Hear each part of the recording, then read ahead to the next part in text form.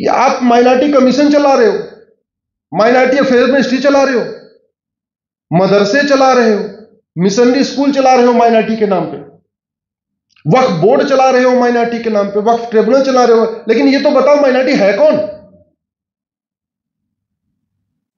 UN कहता है any group और community which is socially, economically, politically non dominant and inferior in population less than 1%। ये UN की definition है। हमने आज तक यूएन की डिफिनेशन को भी भारत में अडॉप्ट नहीं किया।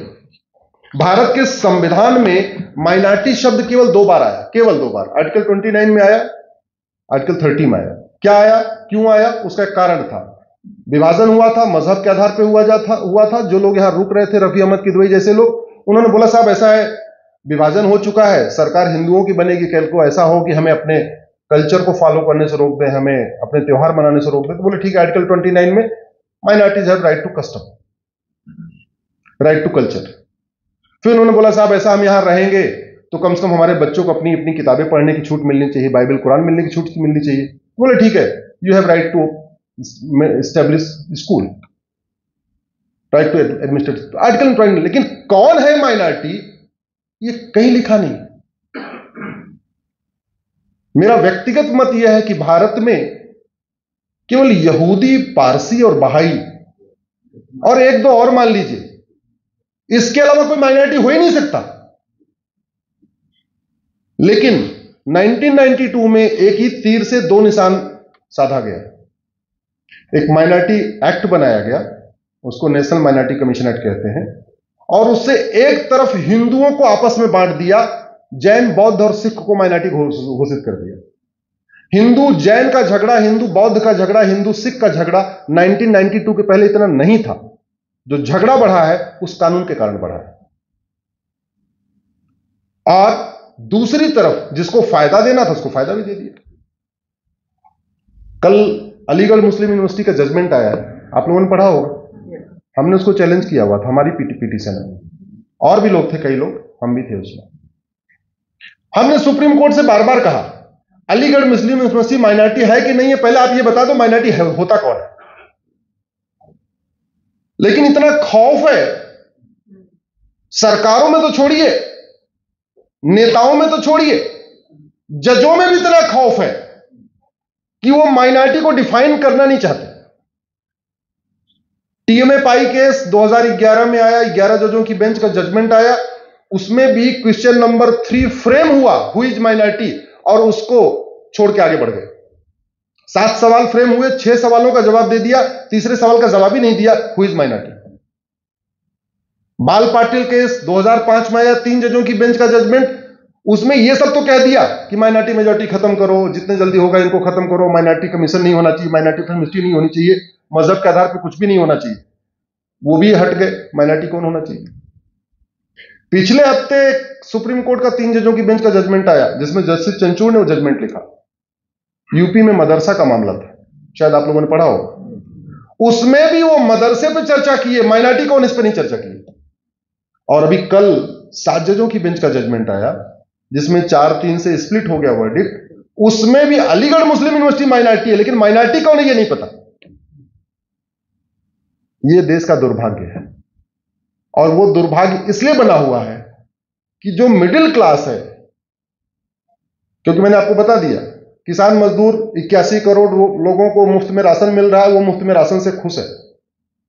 ऊपर वाले कारोबार बढ़ाने में खुश है, 5,000 करोड़ हुआ, उसको 10,000 करोड़, फिर उसको 20,000 करोड़, फिर 50,000 करोड़ का। और हमारे तक ये बात पहुंची नहीं है। क्यों नहीं पहुंची?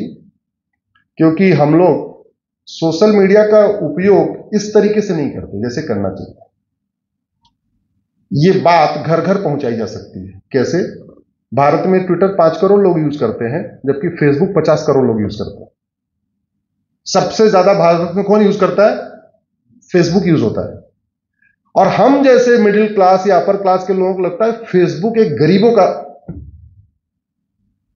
टूल है, हमें जाना नहीं चाहिए इस पे।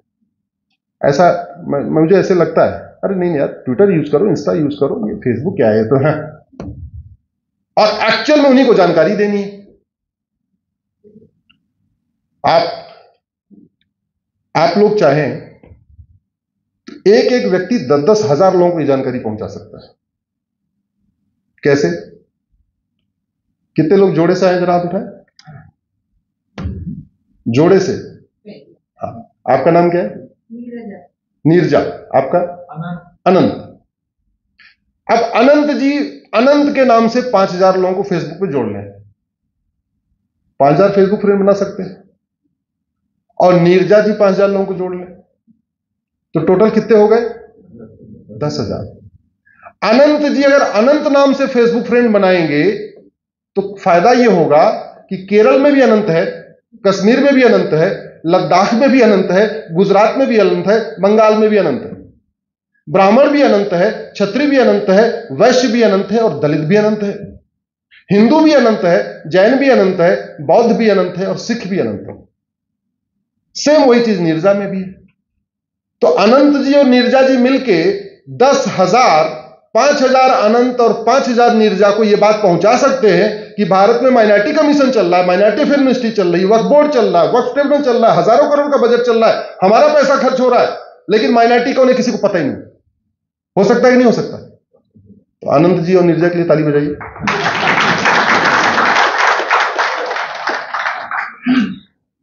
करेंगे? करेंगे ना? पक्का? सब लोग करेंगे?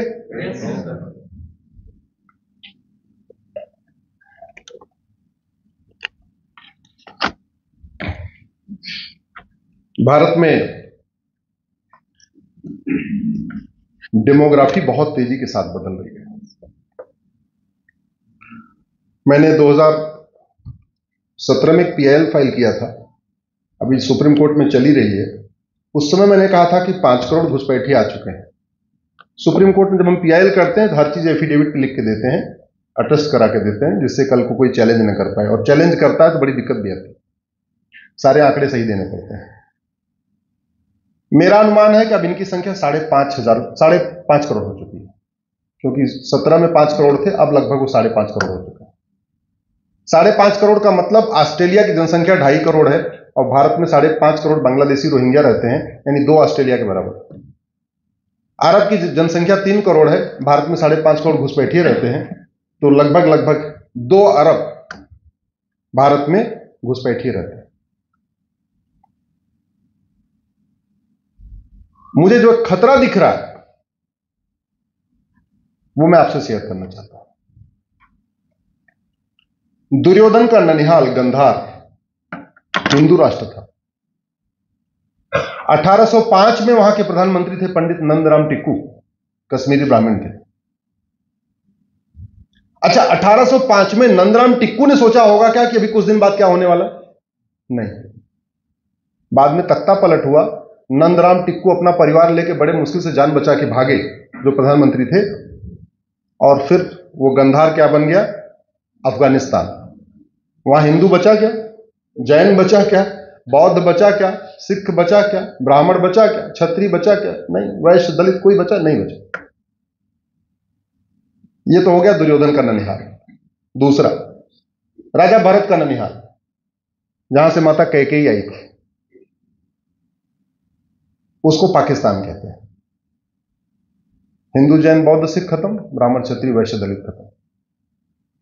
ईस्ट बंगाल, जिसको बांग्लादेश कहते हैं, भारत के 2 बड़े प्रांत हुआ करते थे, एक पंजाब, एक बंगाल।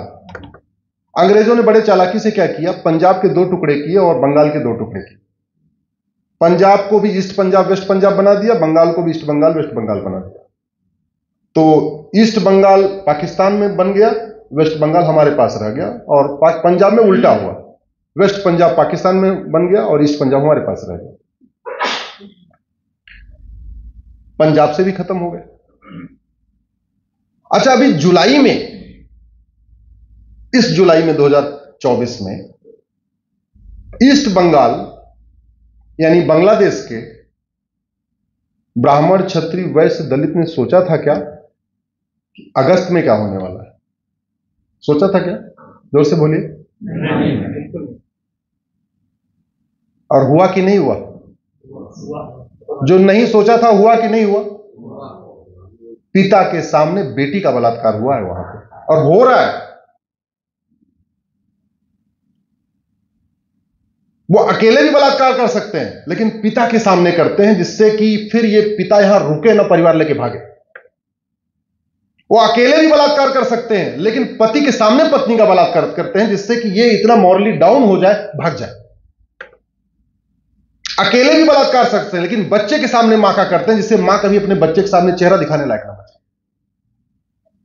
पिता के सामने पत्नी का बलात्कार हो रहा है, बच्चे के सामने मां का बलात्कार हो रहा है, भाई के सामने बहन का बलात्कार हो रहा है, और फिर भी कहते हैं कुछ बात है कि हस्ती मिटती नहीं हमारी। दूसरा झूठ, मजहब नहीं सिखाता आपस में। तो मेरा आपसे यह पूछना है कि जो चीज गंधार में नहीं सोचा वो हुआ, जो पाकिस्तान में नहीं सोचा वो हुआ, जो बांग्लादेश में नहीं सोचा वो हुआ, तो जो आप नहीं सोच रहे हैं इसकी गारंटी है कि नहीं होगा। अब या तो आप डर के मारे सोचना नहीं चाहते, क्योंकि लोगों को ऐसी चीजें सोचने से डर लगता है, एक मानसिकता है। हमको पता है हम मर जाएंगे, फिर भी हम सोचते नहीं हम मर जाएंगे।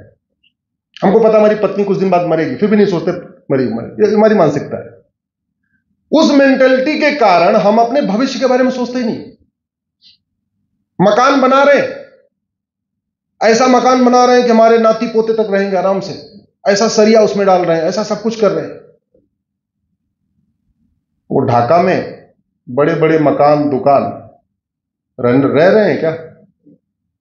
आम जनता तो छोड़िए, एक दिन बॉर्डर पे एक सुप्रीम कोर्ट के जज को हमारे बीएसएफ वालों ने पकड़ा है, जान बचा के भाग के बॉर्डर पे आए हुए थे सुप्रीम कोर्ट के जज। और कुछ काम आया क्या? बांग्लादेश में भी संसद है, बांग्लादेश में भी सुप्रीम कोर्ट है, बांग्लादेश में भी सेना है, बांग्लादेश में भी पुलिस है, कुछ काम आया क्या? नहीं। मामला ये हिंदू और मुस्लिम का नहीं है, मामला ये सोच का है, मामला वसुधैव कुटुंबकम का है। दुनिया में रिलीजन बहुत हो सकते हैं, लेकिन सोच दो ही है, एक धर्म एक अधर्म। बाकी पंथ अलग अलग हो सकते हैं, पूजा पद्धति अलग अलग हो सकती है, लेकिन अल्टीमेटली एक सोच है वसुधैव कुटुंबकम, पूरी पृथ्वी एक परिवार है। और दूसरी सोच है ना, पूरी पृथ्वी एक परिवार नहीं है। जो कन्वर्ट हो के हमारी तरीके से इबादत करेगा वो तो परिवार है, बाकी नहीं है। आप लोग कभी समय मिले तो बाबा साहब अंबेडकर को पढ़िए, 1947 उन्होंने किताब लिखी इसके ऊपर। दुर्भाग्यवश हम डॉक्टर अंबेडकर को माला पहनाते हैं, 14 अप्रैल को जो है बाकायदा गस्टेड हॉलीडे भी डिक्लेयर हो गई है, नेशनल हॉलीडे भी डिक्लेयर हो गई, सब कुछ हो गया, लेकिन डॉक्टर अंबेडकर कोई पढ़ता ही नहीं। उन्होंने लिखा क्या है? एक सोच है नारी तू नारायणी, दूसरी सोच है जस्ट अपोजिट। एक सोच है यत्र नारस्तु पूज्यते रमन्ते तत्र देवता, जहां नारी की पूजा होती है वहां देवता निवास करते हैं। दूसरी जस्ट डिफरेंट, नारी भोग की वस्तु। उसमें ज्यादा नहीं कहूंगा, वो वीडियो क्या आप लोगों के पास सर्कुलेट होकर आता रहता होगा क्या क्या होता है।